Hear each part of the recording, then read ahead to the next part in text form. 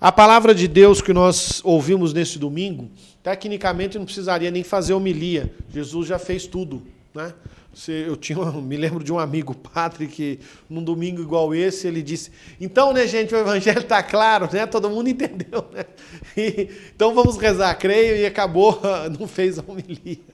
Já foi direto para o ofertório. Aqui é interessante que a palavra de Deus que nós estamos escutando, nós sempre temos duas características, são duas coisinhas bem simples, não vou me delongar demais. O evangelho realmente já está muito bem explicado, Jesus já fez aquilo que era o meu trabalho. Agora é só a gente tentar olhar o que está faltando aqui, umas coisinhas simples, que às vezes a gente não compreende. Que é que, na verdade, quando nós ouvimos a parábola do semeador, muitos de nós, católicos, pensamos que somos nós os semeadores. Nós saímos e semeamos. Só que é interessante que Jesus coloca um semeador que eu poderia chamar de semeador pródigo. Quando a gente diz pródigo, não é no negativo, é positivo, aquele que faz prodigamente as coisas. Quer dizer, ele age com abundância, ele não fica regulando, mitigando, ver quantas sementinhas eu vou jogar aqui ou ali. Alguns de nós católicos somos assim. A gente quer ser o semeador, mas a gente quer mitigar a palavra que a gente quer oferecer aos outros.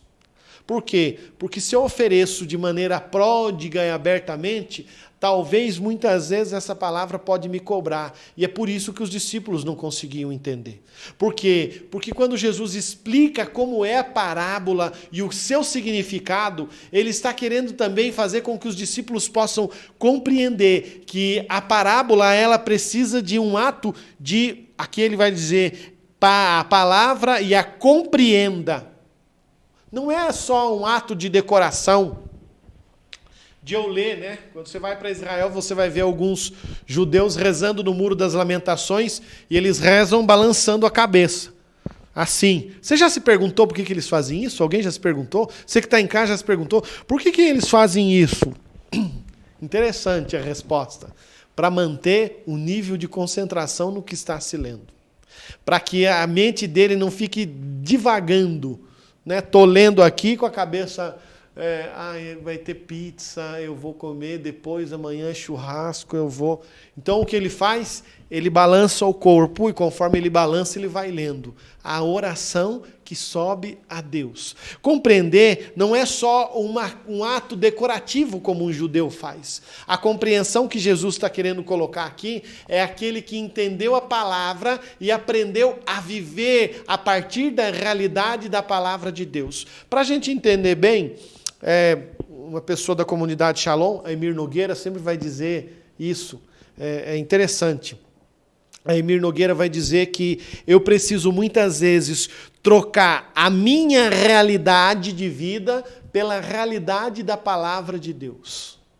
É eu olhar a minha vida num contexto a partir do Evangelho. Eu não sei se isso é uma ideia dela ou se não, mas é mais ou menos isso que Jesus queria que os discípulos fizessem.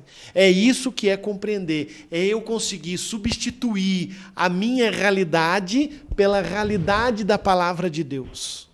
É viver integralmente essa palavra. Por isso Jesus vai fazer essa explicação e vai acabar cobrando mais à frente dos discípulos essa postura de quem realmente precisa viver a palavra de Deus.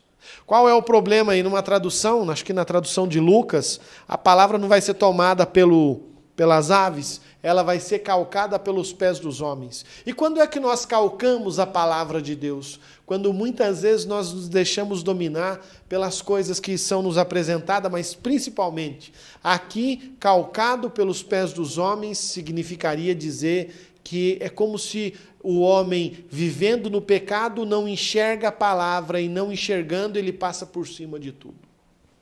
Por isso, a palavra de Deus, desse evangelho de hoje, ela nos apresenta essa realidade bem clara, aonde eu sou convidado como cristão a acolher a palavra de Deus.